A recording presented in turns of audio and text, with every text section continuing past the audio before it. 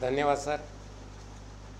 सद्भावना मंच नांदेड जिल्ह्याच्या वतीने आयोजित बैठकीला उपस्थित नांदेड जिल्हा भिक्खू संघाचे अध्यक्ष आमचे किंवा आपल्या सगळ्यांचे मार्गदर्शक पय्या बोधीजी थेरो, या मंचावर उपस्थित सद्भावना मंचचे जिल्ह्याचे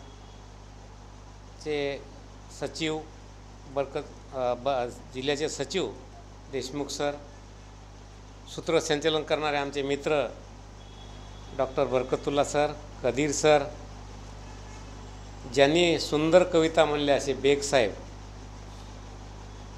आणि ज्यांनी प्रस्तावना केली अतिशय सुंदर मोहसिन खान सर, मंचावर उपस्थित असलेले डॉक्टर सोपानरावजी क्षीरसागर सर, योगायोगानं आमचे मराठा सेवा संघाचे हरियाणाचे अध्यक्ष आलते, त्यांनाही आम्ही याच्यासाठी आलता डॉक्टर मांगीरामजी चोपडा सर,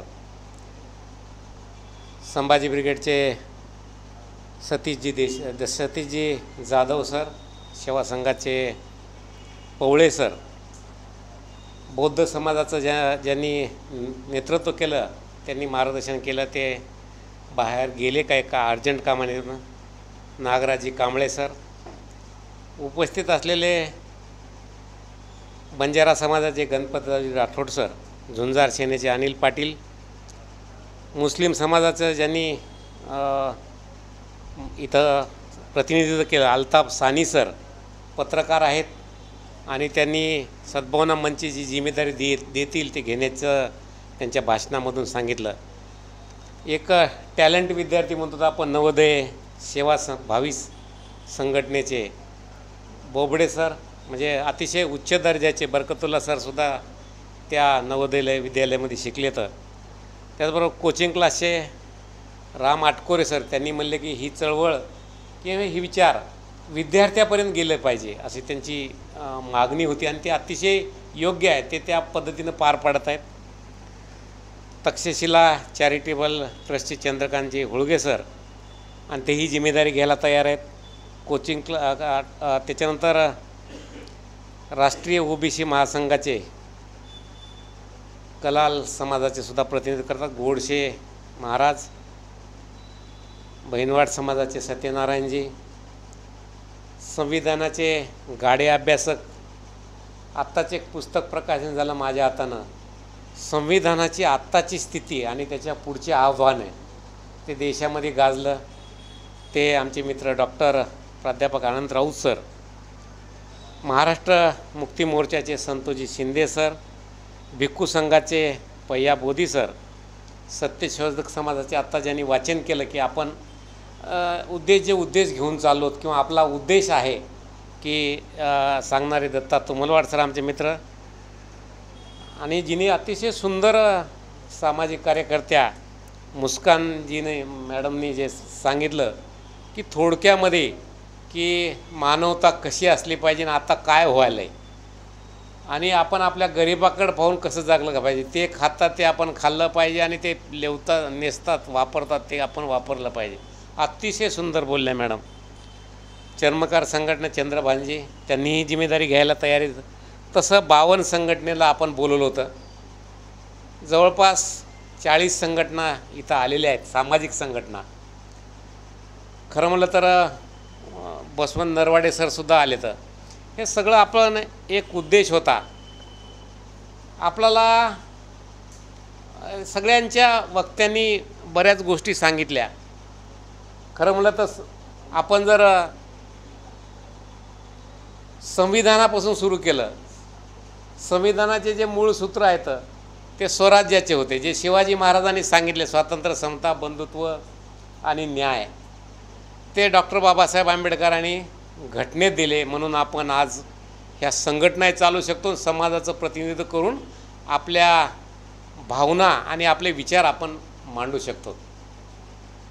हे करत असताना खरं म्हटलं तर इथल्या सगळ्या संघटनेच्या मध्ये जमाती इस्लामी ही सगळ्यात जुनी संघटना म्हणल्या तरी 48ला स्थापन झाली आणि ती राष्ट्रीय लेवलला आंतरराष्ट्रीय लेवलला काम करते. आंतरराष्ट्रीय लेवलला 1941ला स्थापन झाली. सगळ्यात जुनी आणि त्यांचेच विचार घेऊन आपण बहुतेक मी त्यांची घटना वाचली. आमचा मराठा सेवा संघसुद्धा 90ला स्थापन झाला. आता देशात काम करतो, आंतरराष्ट्रीय स्तरावर बी काम करतो.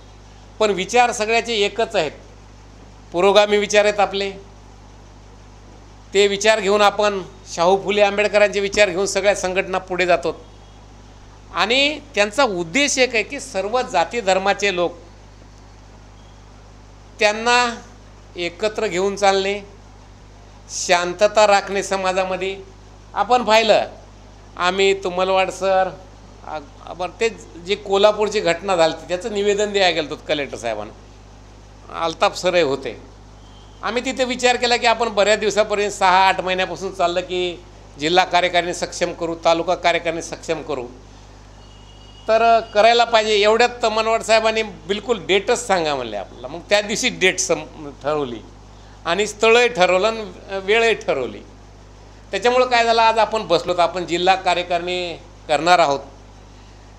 त्याच्यामध्ये आपला उद्देश तर सगळ्यांनी सांगितले, जवळपास सगळ्यांचं एकच मत आहे की काही शक्ती आज अशा आहेत की सामाजिक सलोखा न राहण्यासाठी प्रयत्न करत आहेत. आणि त्याचा उद्देश तुम्ही सांगितला राठोड साहेब, त्यांचा उद्देश काही चांगला नाही. त्यांचा उद्देश काही स्वार्थ आहे, त्यांचे पक्ष चालवणं आहे आणि त्यांची पोळी शिजवून घेणं आहे. पण समाजाचं कितीही नुकसान झालं, समाजाचं कितीही नाश झाला, समाजाचा कितीही वाटोळ झालं तरी त्यांना घेणं देणं आहे. फक्त आत्ता आपण समाजाचे एवढे जण बसलो, सगळ्या जवळपास सगळ्या संघटनेच्या आपल्या सामाजिक पुरोगामी विचारच्या संघटनेला बोलवलेलं आहे आपण. आपल्या सगळ्यांचा उद्देश एकच आहे. पण सगळे मिळून जर आपण कार्यकारिणी केली आणि सगळे मिळून काही तालुक्याची जिम्मेदारी, काही कुठली जिम्मेदारी वाटून घेतली तर आपल्याला जवळ लवकर पोहोचता येईल. आणि आपण एक टार्गेटेड ठेवली अशीच मीटिंग, बघा आपण तालुका कार्यकारिणी करून, मी तर एका तालुक्याचे प्रत्येकाने ज्याच्या सोयीच्या तालुक्याची घेतली आणि तिथले जे तालुका कार्यकारिणी केली तर आपण पुढे लवकर जाऊया. आणि एक प्रेशर ग्रुप राहील की बाबा काही घटना घडली तर सद्भावना मंचचं काय म्हणणं येईल.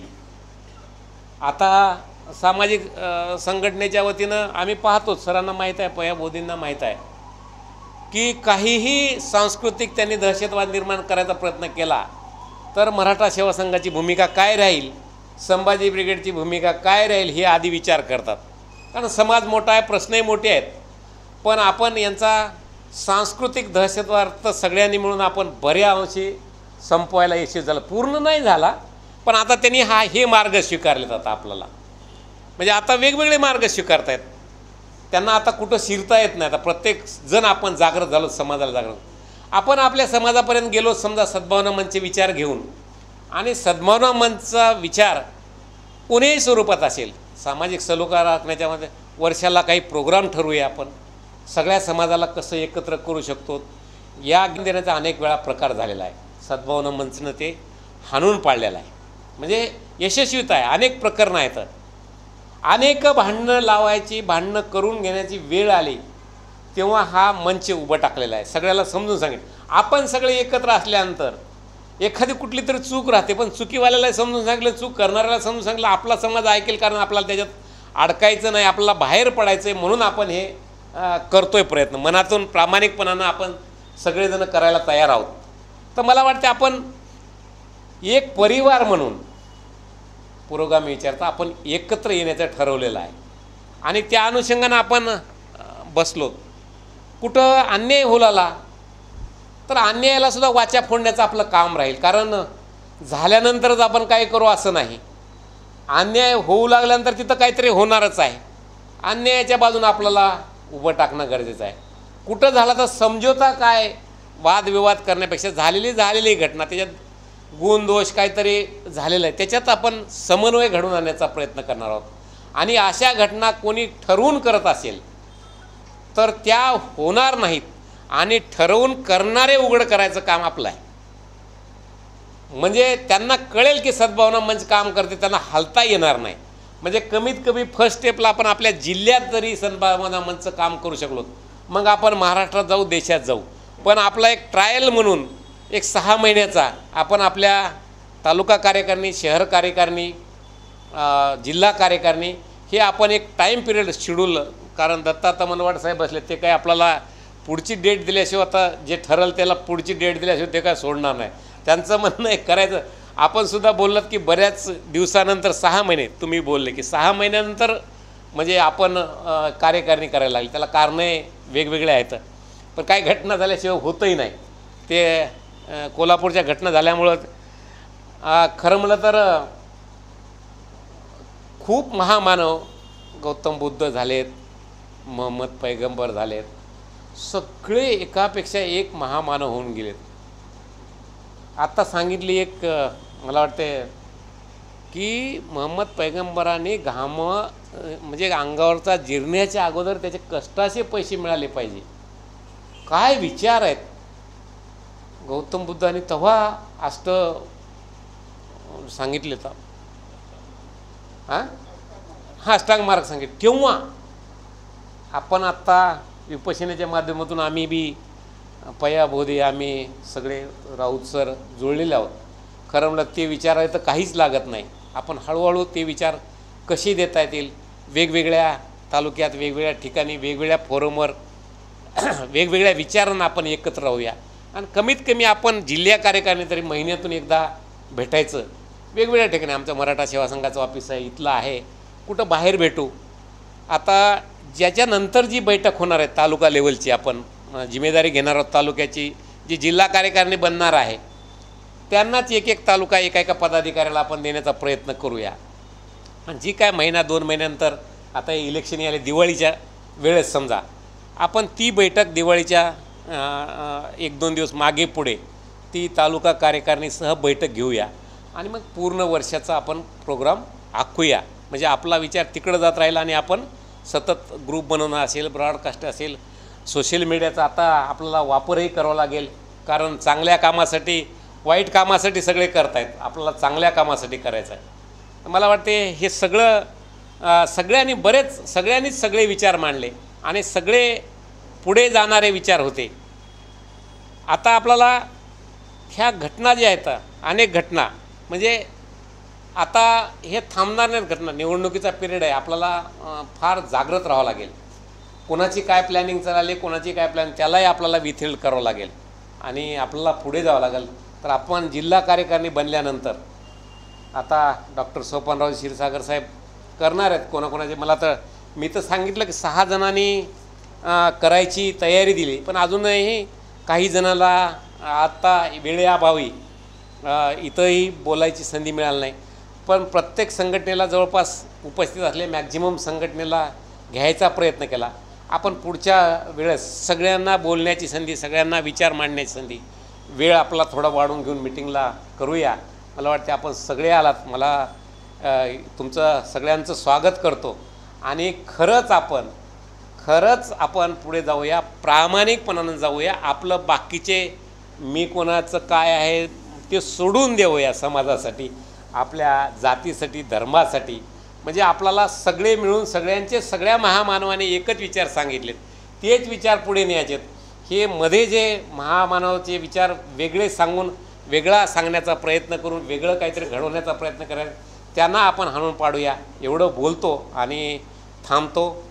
जय जिजाऊ, जय शिवराय, धन्यवाद.